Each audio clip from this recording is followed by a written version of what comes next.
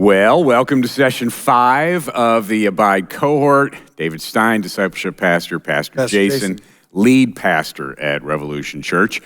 In sessions 3 and 4, we talked about a couple of things regarding formation groups and planning your rule of life. We talked about creating moments in the minutes. We also talked about the aspects of time. And that's really important as you're creating a formation group with 3 other people, you and 3. Yes. 4 people. Me plus 3. Me plus 3. Yeah. So that's F-O-U-R, a little spin on the word formation. We got to put our spin on it. You know? Also, the 4 areas that we've been talking about: gospel, relationships, obedience, works, and these 4 aspects of time: daily, weekly, monthly, and yearly. Let's just quickly recap the aspects of time. Yeah, again, the whole goal of these sessions is for you to create your own personal rule of life. And then out of that, our goal as a church is for you to launch a formation group, which is what Pastor David was just covering there. 4 people, and formation group, again, it's not F-O-R, it's F-O-U-R. See what we did there? Trying to get in the number 4. So it's me plus 3, 4 areas: gospel, relationships, obedience, works. We've already covered the G and the R in sessions 3 and 4. We'll do the O and W. And then, yes, these 4 aspects of time. And when we think about time, again, the helpful handles of that is the difference between chronos and kairos. Because when you're creating your rule of life, we want you to think about daily, weekly, monthly, yearly. Like, that's the chronology, that's the time. But then within those, you're trying to create moments within the minutes. And again, that's the phrase there, is the whole goal of a rule of life is to make sure that you're not wasting your minutes, that daily, weekly, monthly, yearly, you're thinking about rhythms. Again, that's what a rule of life is about. It's about rhythms, to where you're intentionally saying, how do I want to create moments within these minutes? Specifically in these 4 areas of my life: the gospel, relationships, obedience, works. And then in your formation group, you will meet with 3 other people, and y'all will help each other. You will encourage each other to say, how you're doing. We'll give you, a guide on how to do that as well. But that's the goal, is for you as an individual to have a rule of life that you're living out in a formation group, looking at, how do we create moments within the minutes? Yeah, and session 6 will include, how to put together a formation group. Yeah. So we want to look at the next letter in our acronym GROW. Yes. We talked about gospel, and we talked about relationships, and we've touched upon obedience. Yeah, we did an overview. And, yeah, but it's from the Latin word obedire, which is to pay attention to. It's all Latin to me, I don't know. to listen to.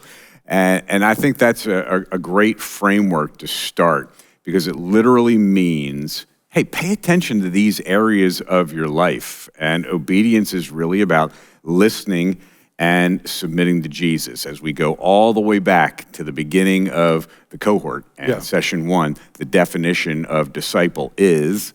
The definition of disciple from Dallas Willard. Is that what you're talking about? That's the one. Yeah. Where you're saying that you've made the decision that walking in the way of Jesus is the most important thing in your life. You're going to live how Jesus said to live. And again, for us at our church, we're using GROW as an acronym to say you want to be grounded in the gospel, rooted in relationships, and then this 3rd area is you're operating in obedience. And like Pastor David said, obedience is about listening and submitting to Jesus.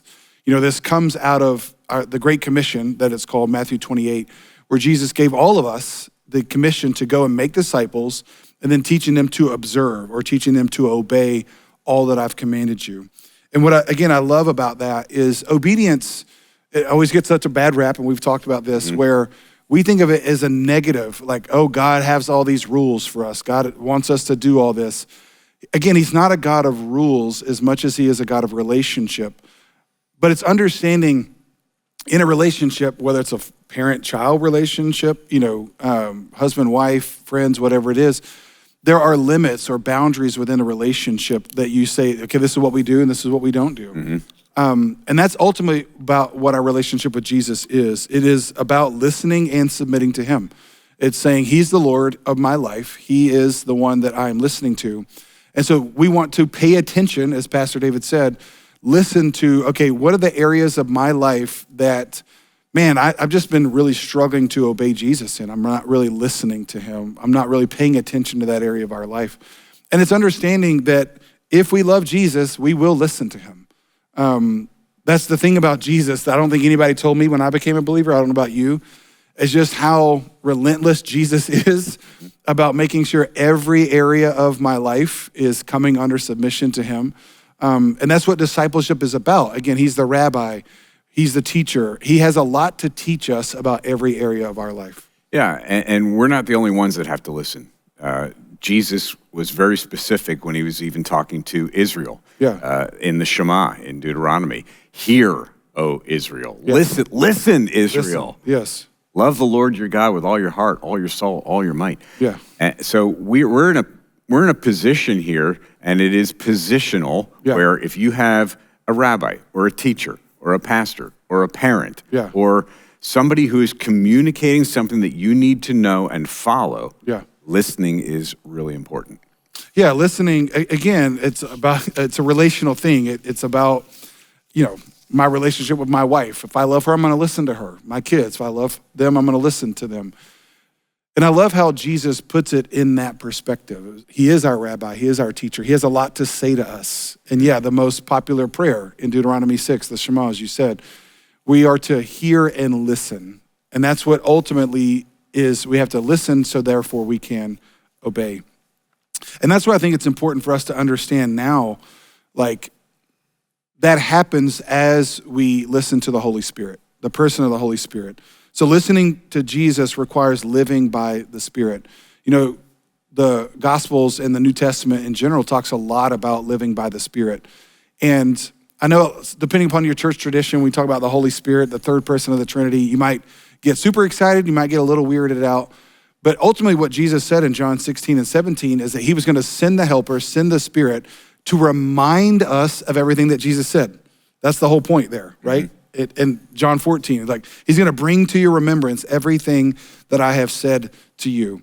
So listening to Jesus requires living by the Spirit, and that's why obedience is about paying attention.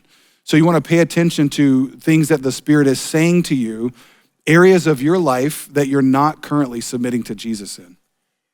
Let's talk about the areas of our lives that we want to submit to Jesus in, and some boundaries that we can place, because we are creating structures. We're creating a trellis for us to have some limits in our lives. Yes. You preached on just the word limits last year. Living by the Spirit is living within those limits. What do you mean by that? Yeah, again, we can think a lot of times about limits as a bad thing. We don't want limits. But what the Spirit is going to help us to do is realize, okay, we have to live within limits. For example, we have to sleep every night. That's how God made us. And so we're not limitless. I can't live my life with no limits. And so a part of having a rule of life is just that, is listening to the Spirit and saying, okay, there's these areas of your life you need to limit. You might need to limit, and we'll talk more about this, you might need to limit food sometimes. That's called fasting. You might need to limit your work sometimes. That's called having a Sabbath and resting. You might need to limit, other things that are good things. But putting limits on them helps us to realize we're not robots, we're humans. We can't do everything. Again, going back to the phrase, we don't get what we want by doing what we want. We get what we want by doing what we need to do to get what we want. So limits at the end of the day is saying, okay, here's the things I need to do. And as you have said, here's also the things I don't need to do. Right. I need to make sure I limit those things. The to-don't list. Yes, the to-don't list. Pete Scazzaro, who wrote Emotionally Healthy Spirituality, he says that these principles of limits, they're a gift from the hand of God. Totally. Yes.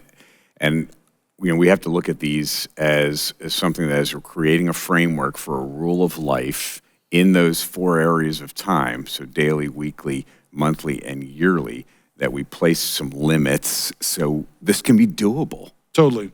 Yeah, and again, thinking about obedience from the perspective of not just God gives me these commands and I have to obey them, but God's given these commands for our good and his glory. And so, thinking about these areas in this specific, quadrant of obedience, now thinking about aspects of time, again, we've given you some examples there. Examples like Sabbath, that's a intentional 24-hour period of rest, which historically was done from sundown on Friday to sundown on Saturday. Fasting, like intentionally going without food, which we do collectively as a church every year. Sleep, saying, okay, I'm gonna limit my time that I'm awake, so having an intentional plan for that. Recreation and hobbies. And then stewardship, and I love how we broke this down. Stewardship from an example of I'm stewarding my body, my own physical health, exercise, eating right, and then stewardship from a financial health, giving and budget. And so again, we want you to use this, as you can see on this session 5 guide, there's some space there for daily, weekly, monthly, yearly, where we want you to start to think about in this area of your life, how might God, the Holy Spirit, be speaking to you about some areas that you need to create some limits?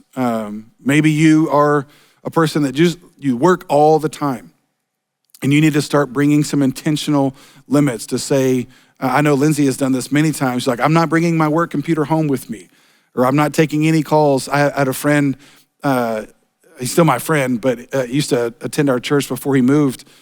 On his voicemail, it said, these are the times I will return calls. And so after 5 p.m., if you call after that, the call will be returned the next business day. And I just remember thinking, man, what a great idea, putting that in your voicemail so that people know when they call you after that, hey, I'm not gonna answer that. I'm gonna limit that. And full disclosure, this is an area that I have struggled with my entire adult life of having boundaries, and I love the word limits rather than boundaries, but limits on what I can do. Yeah. I can't do any more, but I've got to pull back and say no to things. And as we have said so many times, sometimes you have to say no to good things in order to say yes to the right things. Yes. So let's talk about Sabbath. Or you were going to say something. No, I was just going to, again, kind of recap there. But yeah, let's get into some of these specific practices. Yeah. By the way, we are recording this during the 21 days of prayer and fasting. So it's kind of fun because we're like fresh in this. You preached at the beginning of Abide about the B word. We don't say the B word anymore. We say the full. We have a fullness in life. The busy. The bit. You looked at me like, what is he talking about?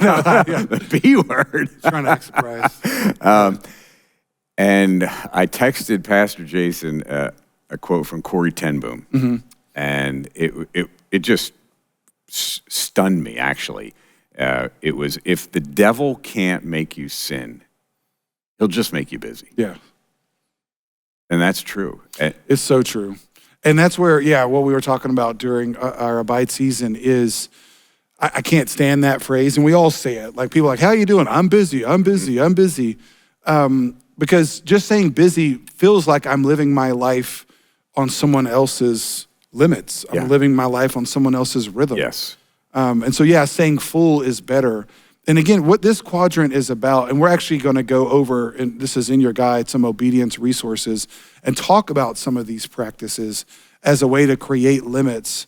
Because what it does, again, let's just look at the first one. Having a Sabbath is an intentional 24-hour time period set aside. I can't concentrate. You have a ladybug on your arm. Oh. There we go. Okay. Great bugs. They're everywhere. Yeah, they are. Is a 24-hour time period set aside to stop, rest, delight, and worship. And so that's saying, again, that would be an example of a weekly rhythm, to say every week I'm gonna have the biblical practice of a Sabbath. That's something that I would encourage everybody to do, and it's doable. Mm-hmm. And for us, it has been historically just like it was in the Old Testament, sundown Friday, sundown Saturday. That works well with our family.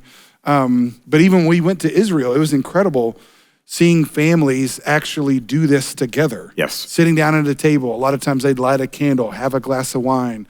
The father is praying and kind of blessing the family. And then for 24 hours, they'll go stay at a hotel a lot of times. Yeah. And just play and have fun. And that's an example of a weekly rhythm of something like, I can do that weekly. Mm-hmm. And when you're creating a Sabbath, create the things that you want to do on your Sabbath, but also create a list of things you don't want to do on your Sabbath. You could have a Sabbath portion of a day. Yeah. So whatever works for you in those rhythms of daily, weekly, monthly, yearly. Yeah. Maybe you want to take a yearly Sabbath. Yeah. more than just a vacation, more than just, hey, getting away and going to a beach, but getting away and specifically praying, specifically fasting. Yes. No, and that's where, again, we give you some examples about this, like take one day a week in Sabbath, write things down that you don't want to do, mark time for a moment, like I just said, lighting a candle, having a meal. Again, this is the area, the obedience section of your rule of life is meant to be an area that you're intentionally creating some limits in these different ways that become life-giving to you. Again, it's not like, oh, I have to take a Sabbath, but it's saying, no, my Sabbath, because we want to work from rest, not for rest. Yeah. And so, everybody's different, but Sabbath is about saying, I'm not going to do my normal work. Now, that doesn't mean you don't do any work. You may just do something that's life-giving for you. Like I enjoy building things because I work so much with my mind, and a mentor told me those who work with your mind have to rest with your hands. And so I might build something. Well, that's super life-giving for me. I have to be outside doing something. So I might be outside, spending time with my wife, Lindsay, going on walks. Like it's just intentionally taking a day and slowing down.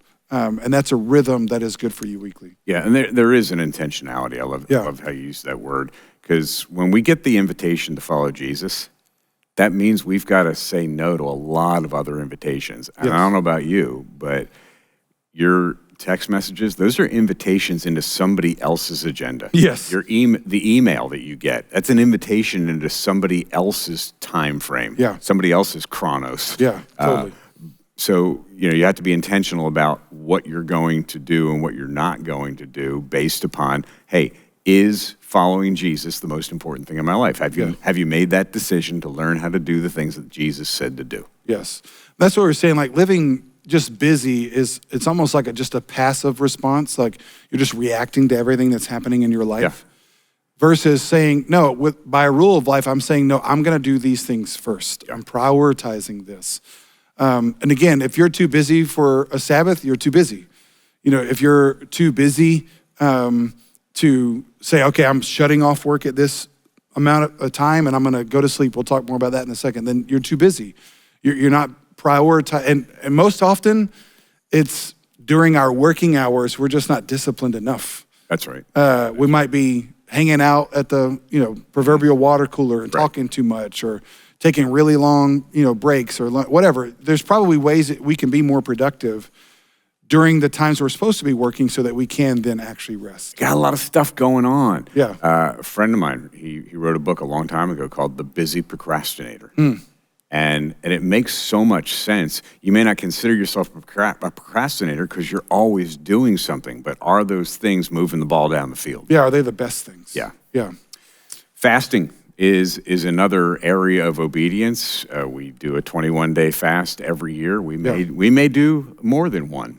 Who knows? Yeah. Might get crazy. But in that fast, and the best thing I ever heard about fasting was John Piper saying, what you're saying is, Lord, you're more important than my belly. Yes. You're more important than my phone. Yes. You're more important than everything else in my life. Yes. Yeah, we do fasting as a church, again, one, to allow us time to think about the whole year and create a rule of life. But then two, we do it because we want this to become a regular practice for everybody that's a part of Revolution Church. And we give you some examples here of how to start small, make a plan. But maybe, when we're not fasting corporately as a church, you can still fast, one day a week. You can fast one day a month. You can do intermittent fasting. That's very popular to say I'm only going to eat in a 4 or 6 hour window every day. You can fast for longer periods of time for specific reasons to pray and fast. But again, thinking about the term of limits, fasting just becomes an incredible spiritual discipline that is very powerful in our life because, like you said, we're training our stomachs to say, you don't control me. I want God, as Jesus said, more than my necessary food. And even going through our John journals, I love how Jesus talks about that several times in the Gospel of John. I have a food that you don't know about. And, I always joke, like the disciples like, who gave him chicken nuggets? Like, no, I'm feasting on the word of God. And he says, my food is to do the will of God. And that's why intentionally now there's times for feasting as well. Again, on a Sabbath is a great time to have a meal. And so that could be something that you do weekly. You have a day that you fast and then a day, like at a Sabbath, that you feast. And these areas of obedience and the entire GROW and the entire cohort and creating a formation group and a rule of life, we're not asking you to do something that Jesus didn't do. Yeah, he did all these. These are the practices of Jesus, and we are just saying, okay, the most important thing is to do the things that he did. Yes. And that he said to do. Yes. Sleep is an area of obedience. Yeah, it is. And Jesus slept. And what a badge of honor people have over the centuries. Oh, I don't need much sleep. I sleep 4 hours a day. Bill Clinton was famous for saying he sleeps 4 hours a day. Yeah. That's just unhealthy. It is, and without getting political in any kind of way, the less sleep we get, the worse decisions we make. That's just true. Because again, God built us to need rest. And it's amazing now, all the research that has come out about the necessity of sleep and mattresses. And, Lindsay and I even got a new mattress ourselves. Because, back in the day, especially when you're young, you're like, I'm not going to spend much money on a mattress. Now, I feel like I spent more money on a mattress than I did my first car.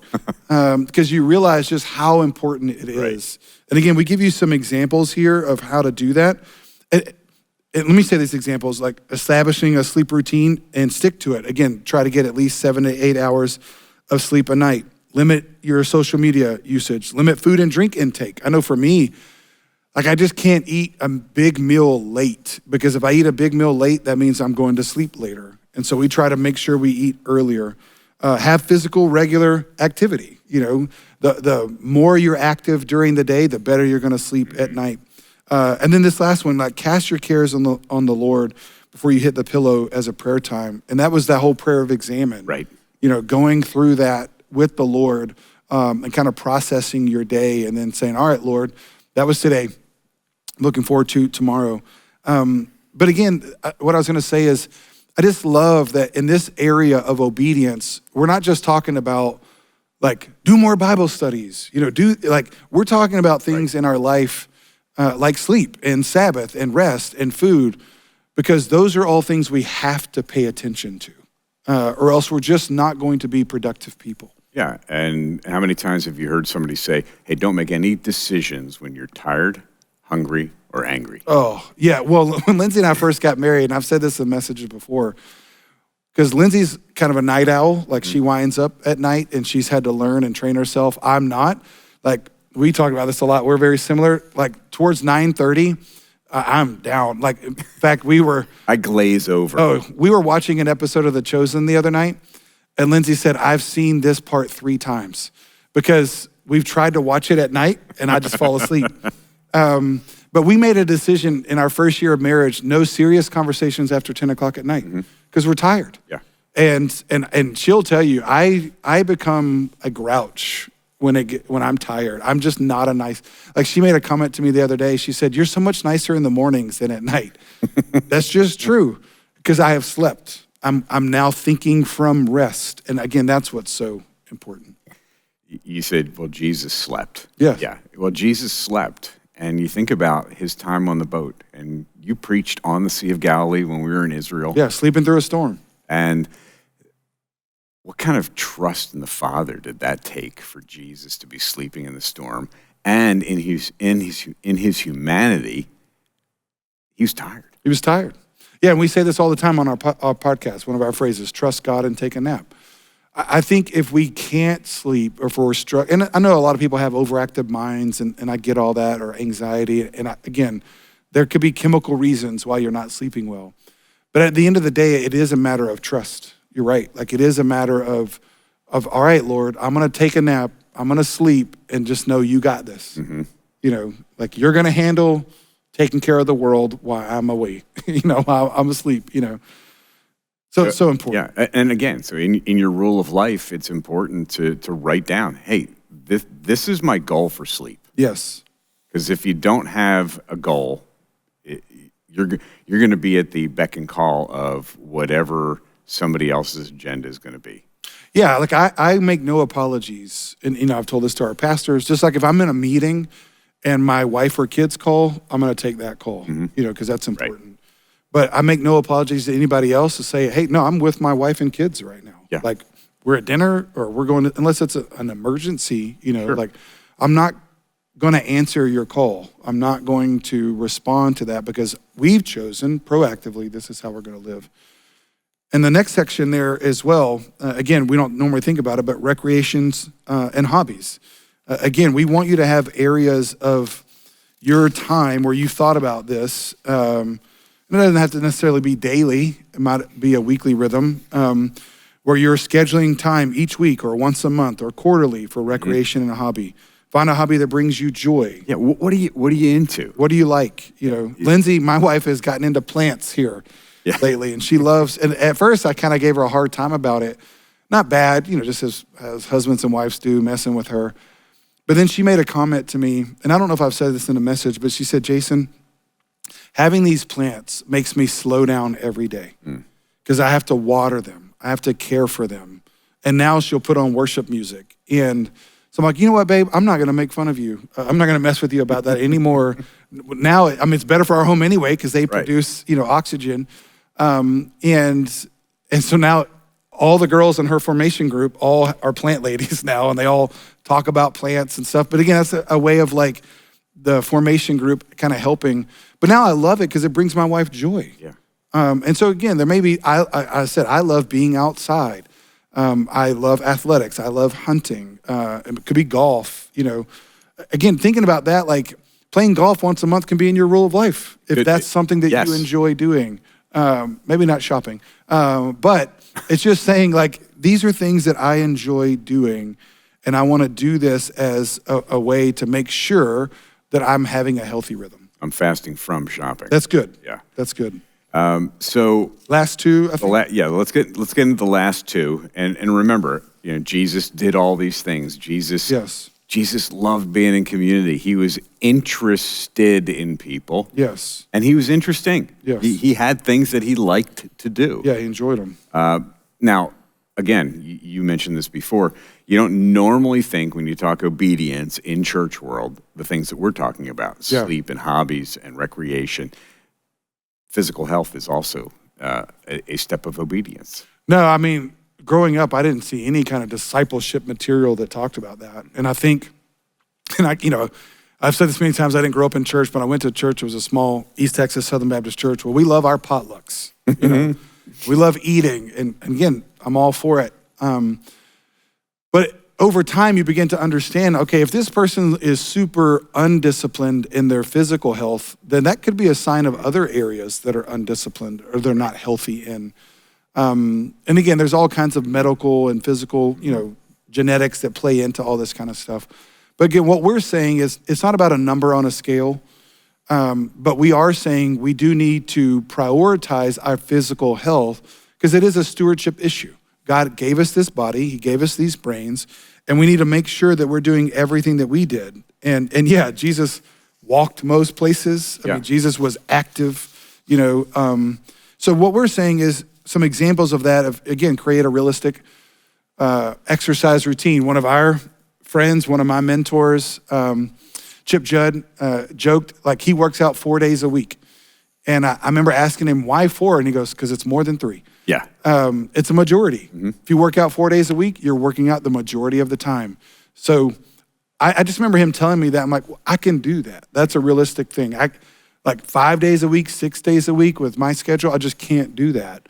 But I can do that. I can do 4 days a week. And normally when we're talking about finances, everybody says, well, whatever you have is a gift from the Lord. It's not yours. Yeah. So whether it's tithing or sacrificial giving, hey, what you have is not yours. Your body is not yours. It was bought with a price. Yes. And you have said this many times, especially as you're preaching through some of the ritualistic covenants of the Old Testament. Yeah. Hey, that's not yours. Yeah. This is God's body, and we have to steward it well. Yeah, we are the temple of the Holy Spirit, Paul says in Corinthians, and that's a way that we can help steward that. And so again, we want you to think about in your own rule of life, what are some realistic rhythms that you can do stewarding your body, working out, eating right. And speaking of finances, that's the last stewardship principle. Yeah. We do care about people being financially healthy and being generous. One of the old tropes is the church only cares about your money. And I've said this many times, no, we care about far more than that. We're not that cheap. We don't care just about money. However, it is a stewardship issue. Yes. And like you just said, God has blessed us. And so that's an area of our life that we need to pay attention to. Jesus spoke more about money than he did any other subject. And so clearly it is something that we have to prioritize. And so again, we want you to think about in your own life, how can you prioritize that? And again, some examples of setting aside the tithe, your first and best. And there are people that, believe that went away from an Old Testament perspective. That's fine. Again, what I would say to those people is from a New Testament perspective, it always presumes at least that though, that you're being at least that generous. Because Jesus never lessened Old Testament commands. He just upped them. And so if you don't like that word, we would just say do it principally, prioritizing. But again, we do believe biblically that a tithe is not just 10%, it's your first 10. But that's the floor, not the ceiling. Then you start to give, on top of that, you start to sacrificially give. We also want to help you to say, you need to learn how to save. The old principle of give 10, save 10, live off 80. That's a great place to start. I think you actually can move beyond that too. Give more than 10, save more than 10, live on less. Create a budget. There's all kinds of online budgeting tools. Talk to a financial advisor. Again, this is just, you don't have to do everything in every area, but what we're saying is you need to pay attention to these things and see how the Spirit is speaking to you. Listen to him if you love Jesus, and then create limits in all these areas of your life. We have some great resources in the Abide Cohort Guide, so if you haven't looked at that, downloaded it, clicked on it, please do. There'll be an opportunity for you to work on your formation evaluation. If you haven't done that, there's homework that you can do to begin the process of creating your rule of life, which will ultimately get you into formation groups. At the end of this session, there's even, and I'll show this to the camera. If you're listening on the podcast, you won't see this, but it's an explanation of what we call the generosity journey. As you're moving forward in giving, saving, and living off the rest. That was the principle that really struck me right after I got saved and moved here to Georgia in 2008 was give, save, live off the rest. Oh, that makes perfect sense because none of this belongs to me. None of it. And that's the beauty about God. He knows what we need. But tithing, again, it's less about, again, it does mean 10%, but it's just putting God first. It's saying, God, you are the biggest priority in my life. And he knows what we need.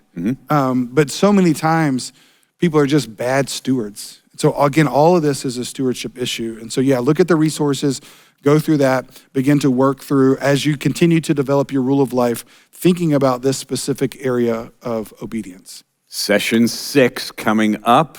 Thank you so much for joining us for session 5. We'll be back with the next one. Well, welcome to session 6 and the final session of the Abide Cohort. Last one. Can't believe we're already here. Yes, Pastor Jason, thank you so much for spending time and helping us walk through creating a rule of life, leading to a formation group. If you are on the Abide Cohort page, you have gotten all of these sessions, all of your homework, and really creating a framework for what the rest of this year might look like. And whether you're watching this during the season of Abide, or you just picked it up in July or August, the best time to plant a tree is when? 20 years ago or today? Yes. Yes. So start where you are. Yes. Session 6, we're going to get into the W of GROW, as there are 4 quadrants to a rule of life. You see that on your worksheet. The works area is walking in good works. And what normally is not taught in church is that this walking in good works includes actually WROK. Yeah, includes work, yes. And this is about creating rhythms in your work. And we talked a lot about this when we were developing this. Like, from our perspective of Grow, the mission of our church, we want you to be walking in good works. And so clearly that means, living your life on mission, doing good deeds for your neighbors, sharing your faith with others. But it also includes the category of our actual job, that we want you to do a good job in your job. We want you, that's a good thing. In fact, we have to understand that when we came up with this point, we both kind of laughed. You may curse about work, but work is not a curse. No. Because God actually gave Adam a job. I think we referenced that in the earlier sessions, before sin ever entered the world. And so work itself is not a curse. It just became a curse after sin entered the world. But God actually designed us to work. We're not meant to be lazy. We're not meant to be just sitting around and doing nothing. And so work does include our job, but it also includes us doing good works in order to bless others. When we were going through Ephesians, you spent at least 2 weeks talking about that we're made for good works. Yes, yeah. Yeah, and it's important to understand because, and this is where as evangelicals, as Protestants, again, we differ a little from our brothers and sisters in the Catholic Church. We believe we're saved by faith, through grace in Christ alone. Where Catholic Church has historically said, yeah, you're saved by grace, but you need works as well. Works are, and they are a result of the grace. But I think Paul belabors the point in Ephesians, and what we said here is we're not saved by good works. We don't add anything to our salvation by doing good works, but we are saved for good works. We are saved to do good works. And so when we do good works, it's not adding to our salvation, it's just showing that we are saved. It's showing to the world around us, yeah, I'm doing these good works, not because I'm trying to be saved, but because I am saved. There's a verse in 1 Corinthians, which, beginning part of the year and probably most of 2026 going through 1 Corinthians. Yeah. But it talks about that whole concept of whatever you do. Yeah. Whatever you do, do it for the glory of God. How does that play into what we're talking about here? Yeah, again, doing good works is a way to glorify God, and doing a good job glorifies God.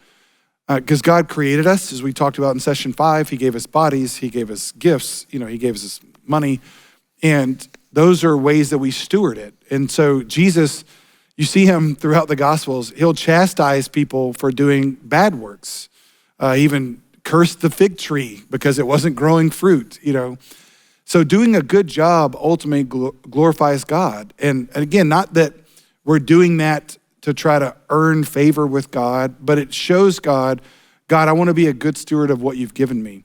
And so again, this category of works in your rule of life is just saying, okay, here's some things I need to prioritize. And I want to do a good job in these areas. I want to make sure I'm doing these things well because that glorifies God. And when people see you doing good works, glorifying God, it opens the door. It gives you an opportunity. It gives you some relational capital. Totally.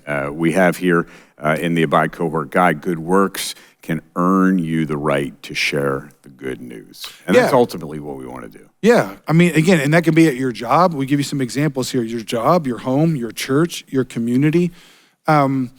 Those are ways that if you're doing a good job and you're trying to glorify God, let's say at your job, you show up early, you ask how you can be helpful, you do your projects in a timely manner. This is a big one even around here. You actually do what your employer is asking you to do, the way that they're asking you to do it. If you're doing a good job, you're doing good works, it enables you, again, earns the right to share the good news with your neighbors, with your coworkers.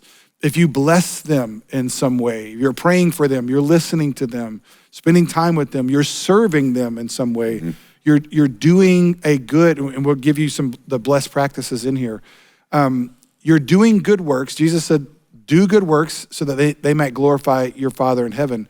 Well, we may not ever get the right to share the good news if we're not actually doing good works to serve and bless them in some way. And people will be curious because you will have the aroma of Christ. You'll be shining. Your light will be shining, yes. And people want to know what is different about that person. Yeah, why did you do that good thing for me? Why did you give me an exorbitant tip? Yes. Why did you show up at my house and ask if you could pray for me? Why are you doing that? What's motivating you to do that? And that's how it earns you the right. And so again, we want you to think about, and you'll see it on your guide, daily, weekly, monthly, yearly, in these areas, and we'll go through some resources as well. To create a rule of life, what are some things that fall underneath maybe your work, your job, your home, some projects that you have coming up over the next 3 to 6 months, daily, weekly, monthly, yearly. And again, the goal is not to fill all that out. Right. We're just using it as a framework. Maybe right now you're just saying, you know what, daily, I want to make sure that I'm at work 30 minutes early. Just that's a rhythm that, because you never know with Atlanta traffic here, I just need to prioritize better, And that may go back to the obedience section. Totally. Of getting enough sleep. Yes. Getting up early. Yes. As much as I love getting up early, and I do somewhere between 4:15 and 5:15. Some mornings I'm dawdling and I just run out of time. Yeah. And so there's an intentionality about that. Yeah. And there's a stewardship of your time. Totally, and that's what we want you to think about. Again, we give you, as we do for every session, a recommended baseline practice. Like schedule out your most important task projects over the next 6 months, and then how you're going to work hard to complete them. Again, how you're going to see this as an opportunity that the Lord has given you. He's given you the ability to do a good job. You want to do a good job. You want to glorify Him. And so now we're going to work through some of the resources, again, not just on the daily, weekly, monthly, but let's actually talk about those categories like your job, your home, your church. So you mentioned, honoring God in everything you do with your work, showing up early, prioritizing a plan. How about caring for your coworkers? Yeah. How about doing some of your coworkers' work sometimes? Yeah. If you know that they've got other things going on. Yes. Just making that offer. Yes. They may say, no, I'm actually a neurosurgeon, and you've never done brain surgery. But I appreciate you asking if there was any way to help. Yes. That goes so far when you ask a coworker, hey, is there anything I can do to help you? Totally. Yeah, again, you want to be a caring person, but I think so often we don't do that because we're so busy. So we say, because we haven't. I remember when I was in my 20s, an older pastor came, this is a church I was on staff at in Texas, came and met with our leadership team, and I think I was maybe 26, a pastor on this leadership team at a church plant that had been, 6 or 7 years old at that point. And I have, all this vision, all these ideas, but I would always say about how disorganized I am. And he looked at me and he said, being disorganized is not a personality trait. It's a discipline issue. It's a choice. Because I am, both of us we live in the moment kind of people. We like being where we are. And I realized, man, I got to get better at this. I can make a decision. And so we actually gave this as an example, like schedule blocks of time in your week. Because what I would make that mistake of doing is someone would ask me, hey, let's get lunch. Hey, can we do that? I would think, let's do that 3 weeks from now. Yeah. I'm busy right now. 3 weeks from now, I ain't got nothing. Well, then I realized by the time I got to that 3 weeks later, I was busy again. And so then I started blocking my time and saying, you know what? I could tell you what I'm going to do on Tuesday morning a year from now. Because on Tuesday mornings, this is what I always do. And it won't be with you. Yeah, no. But scheduling in Yeah. meetings and Yes. time to work and study and all that kind of stuff, you can decide to do that. Just that one practice has been life-changing. Yeah. To look at my Google Calendar, which is filled up with all different colors, and to know, that block of time never changes. Yes. That Friday morning, that's my time. I'm not Yes. going to schedule anything because it's already scheduled.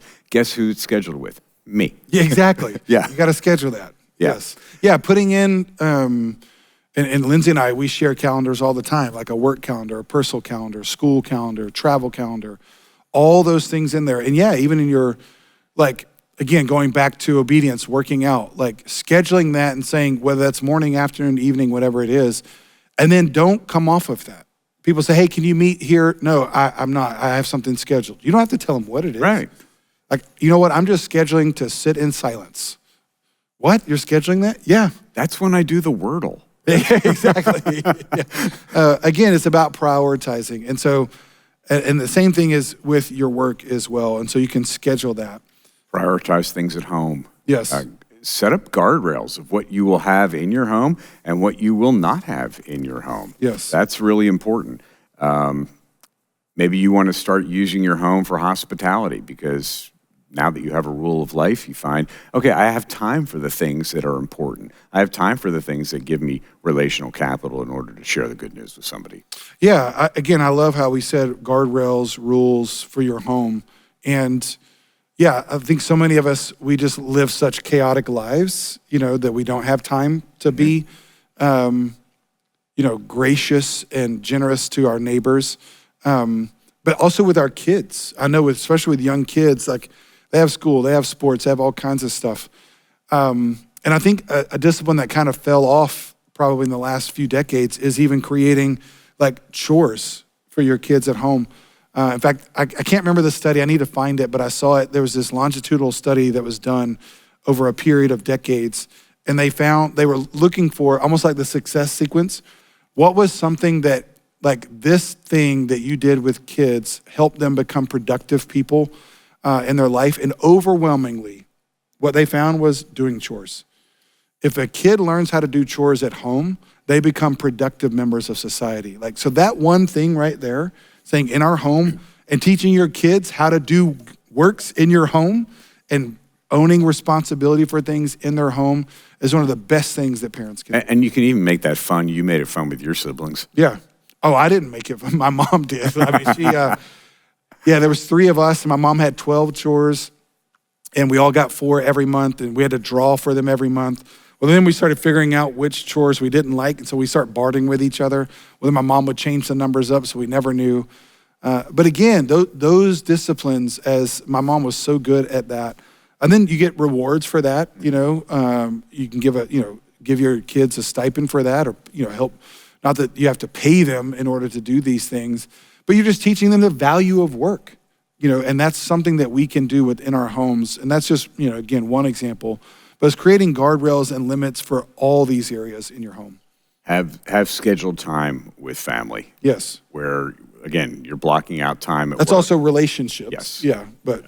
So you're saying, hey, this time with my family is more important than anything else. Yeah, I'm not going to do work during this time. Yeah, and that's creating rhythms.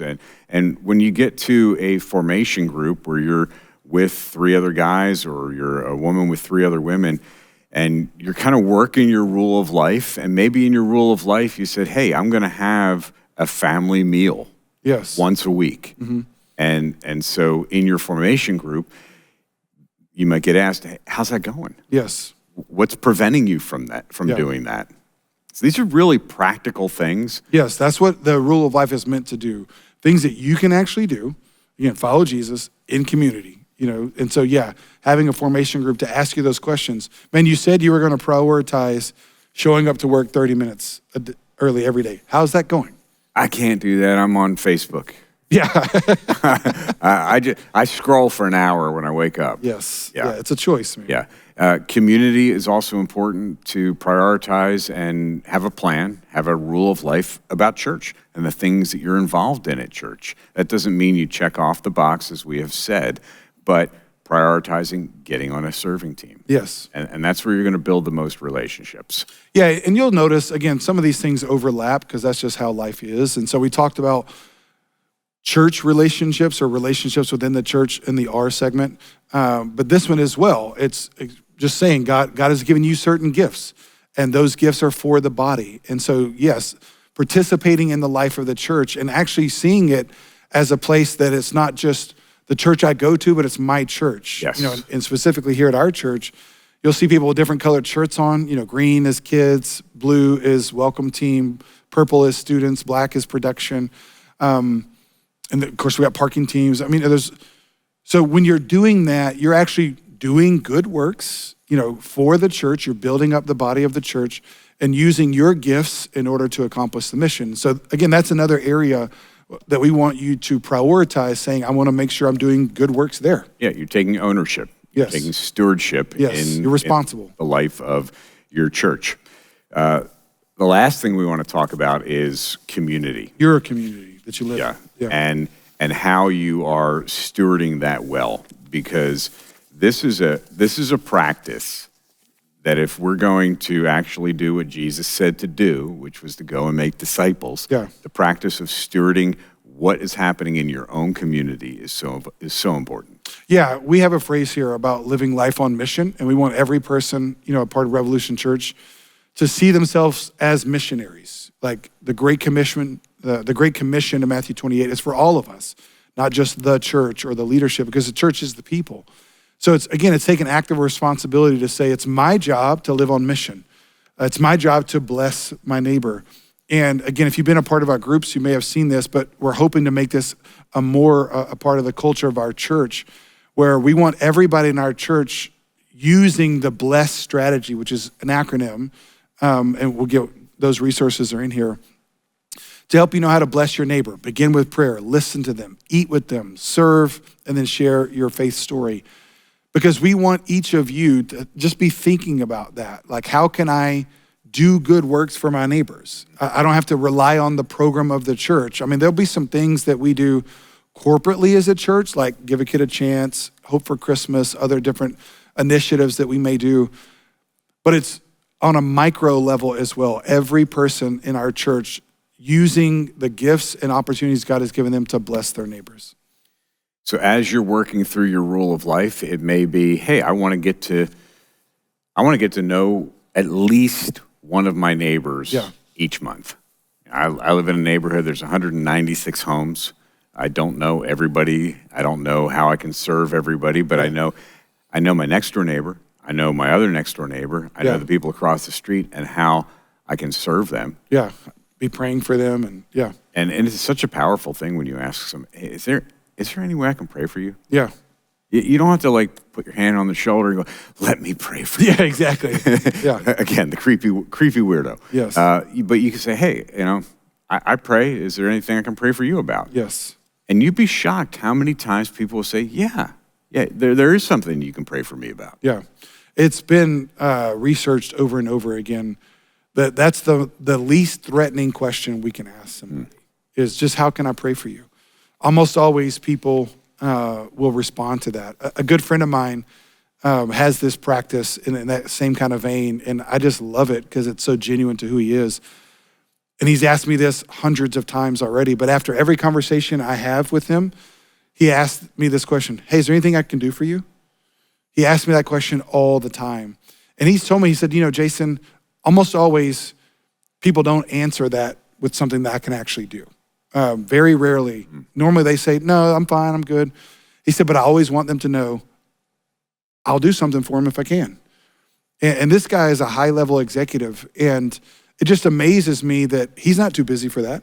And I've started to try to adopt that practice as well. So that's kind of what we're saying, just your neighbors. Hey, is there anything I can do for you? Mm-hmm. Is there anything I can pray for you about? Almost always people will respond positively to that question. So here we are at the end of session 6. And you may have done all the homework. You did your formation evaluation. You began to work on your rule of life. You have worksheets for daily, weekly, monthly, yearly. And you are ready to rock. You are ready to start a formation group, and you have no idea what that means. We have a formation guide link on the ABIDE Cohort website. So all you have to do is click on that link, and it'll give you a step-by-step on how to create a formation group. But we have added some things to this. Excited about this one. Yeah, we're making these a little more robust each year. And the purpose of the formation group, it's different than, it's not a cohort group. Yes. Okay, it's a formation group. It's not a community group. That is something that we plan together as a church. We raise up leaders for community groups. We interview leaders. We vet leaders.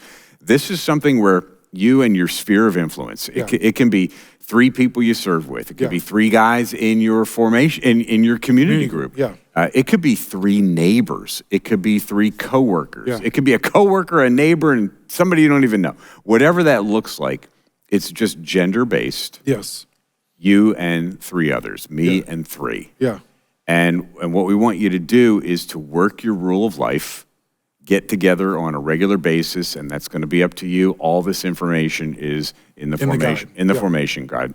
But we've given you a jumping off point this year. Yes. So if you're a guy, we have created a Grow Men guide. Yes. if you're a woman. We have Grow Women. And these will go through the biblical principles of manhood and the biblical principles of womanhood. Yes. So if you're a guy, you're going to get into what does it look like to be a leader, a lover, a provider, a protector. Yeah. And so you can do that as your formation group. That may take you, according to the curriculum we give you, it may take you 2 months to do, or it may take you 6 months to do. Totally fine. Take your time. Yeah. We've set it up just as we do GROW, just as we do REAP. We'll give you verses. We'll give you a concept, and you'll be able to reap those verses, read, examine, apply, and pray. So when you get together with your formation group, you'll be able to go through this. Yeah. For ladies, you'll be talking about the biblical principles of womanhood. Yeah. What does it look like to think rightly, to not believe the lies of the enemy? What does it look like to love deeply, to, I'm gonna have to put my glasses on for this one. I wrote this, to help practically, to nurture spiritually, and to be an influencer, but not just a social media one. Yes. Not that that's bad. Yeah, to influence positively and to be an influence on others for Jesus. Yeah, what we're excited about, again, we just, this is new, becoming, part of the culture of our church. And like Pastor David said, there's certain things that we do at our church that are corporate, meaning like we kind of own the responsibility of that, like our gatherings, serving on a team, our community groups, and a part of our discipleship strategy is, again, the large gatherings, that's like Jesus teaching in thousands and hundreds, serving on a team, that's the 72, then the 12, that's our community group. We really, as a church, oversee that because we're responsible for that, to, like Pastor David said, vet leaders, make sure people are background checked, that kind of stuff. But the formation group, we just want to create the tool, and we're not going to oversee it from the perspective of we're not going to assign you 3 people to meet with. And so you don't have to ask us for that. We just want to give you the tool. And then, because it is so relational, we want you to develop a rule of life and then go get 3 people. Again, it could be 3 guys from your community group. I feel like in my mind, that's like the best, most streamlined way to happen it. Like people that you're already kind of doing life with in a community group, the guys of that group can do this together. The women of that group can do this together. It doesn't have to be that way though. Because we want it to be people that you're actually going to meet with. We want it to be people that you like spending time with, because you're going to be personal. You're going to be sharing what your rule of life is, and then you're giving them permission to ask questions. And again, we just don't know all those relationships. And this doesn't have to be geography-based, but it does have to be gender-based. Because again, we see that with Jesus. Jesus, he has 12 disciples, but then he had his 3, Peter, James, and John. And he met with them separately outside of the time with the 12. And so we want you to take this, and like Pastor David said, use this as a guide, one for men, one for women. And what's, again, super exciting about that is we've added some material to it, specifically to men, to women, to kind of help you work through what does it mean to be a biblical man? What does it mean to be a biblical woman? Yeah, and if you think about it in the context of our discipleship pathway, we have Jesus teaching to the thousands and the hundreds, then Jesus sends out the 72, those are our serving teams, then his 12, those are our community groups, and then the 3. So now we have completed the discipleship pathway. Now, it's not a linear thing. You're not checking off a box. Yeah, that's not the point. I have a long-time accountability partner, 16, almost 17 years of this one guy, he and I talking or texting several times a week. But my formation group, I've got a guy in his 70s. I'm in my 60s. I got a guy in his 40s and a guy in his 30s, and we're all learning from each other. We're all trying to figure this out. We're all creating our rule of life and going, well, that was a little daunting. Maybe I need to take a couple of things out of that quadrant. Because the whole purpose is not perfection. The whole purpose is pursuing the one who is perfect. Yeah, again, it's walking that discipleship journey. It's growing to be formed into the image of Christ. And I think that's the power of formation groups. But to be honest with you, there's gonna be some people in our church that love this. There might be some that don't like it because it's not organized enough. But by putting it on you, we're saying, well, it's really up to you. This last point, a rule of life allows you to consider the outcome of your way of life. So it's up to you to create your rule of life and then to get with 3 other guys, 3 other girls, and say, man, let's live together in community so that we can all help each other, determine the outcome of our way of life. And again, the church, it's our job to help provide you the tools for that, help to provide the pathway for that. But at some point in time, you got to start owning your own faith. You got to start owning your own journey. And what I love about this practice is a rule of life and a formation group. Let's say the Lord moves your job and you move across the country. You can take these with you. Yes. You don't have to still, be a part of our church and serve on a team here or be in a community group here, but you've been discipled. You've been formed into the way of Jesus to know how to live a rule of life, rhythms in your life, and then how to connect with other people in a formation group. One question that we get so often, and that was a great recap of why we're doing this, but one question we get so often is, well, what do you have for women? What do you have for men? So last year we started ABIDE Men's Night. Yeah. ABIDE Women's Night. The men's night comes before the women's night because men go out before. So now in these formation groups, which are gender-based, and now they have a curriculum, Grow Men, Grow Women. So we're moving toward the answer to that question because it is important that men live out biblically who God has called them to be, and women the same. Yeah, and that's a good question. And again, it's not a bad question when people ask us that.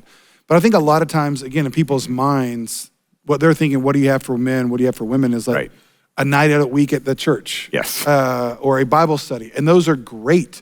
We will still do some of those things. We'll have different courses that we do that we'll continue to bring online as we try to get better at discipling people. But what I've realized, and I think so many people realized, is a night at the week to disciple men is tough because we are full. Our lives are full. And so those tend to start really great, but then the attendance starts to, wane over a few weeks. Because to ask somebody to commit to 10 weeks together on this one night is tough. And so this is really about, and one of my mentors, Larry Osborne, says we live in a time-shifted culture. Yes.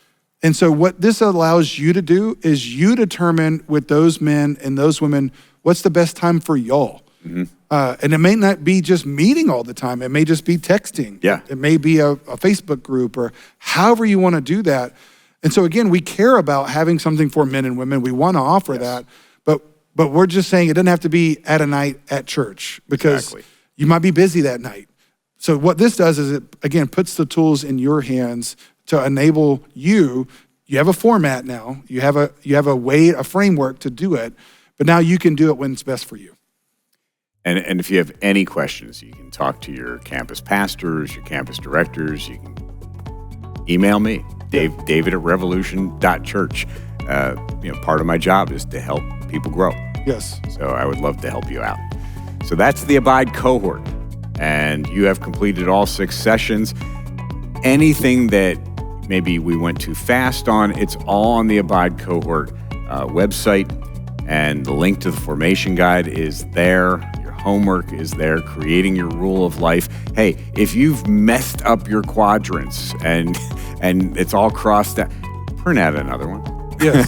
Or even if you don't want to use that. Again, we gave you that as a template, but it's not like, because I know some people, they have more to write. That was a feedback we got last time. Yeah. It's not big enough. That's fine. Create it how you want. Again, you don't have to use our pieces of paper that we created. Yes. Just using that as a format, thinking about those areas, whatever is best for you. You want to do it digitally, that's totally fine. We just want to give you a framework and then you use it how is best for you. And if you're listening to this as the Grow People podcast, and we had 3 Grow People podcasts with the ABIDE Cohort in it, the best advice we can give you is clearly trust God and take a nap.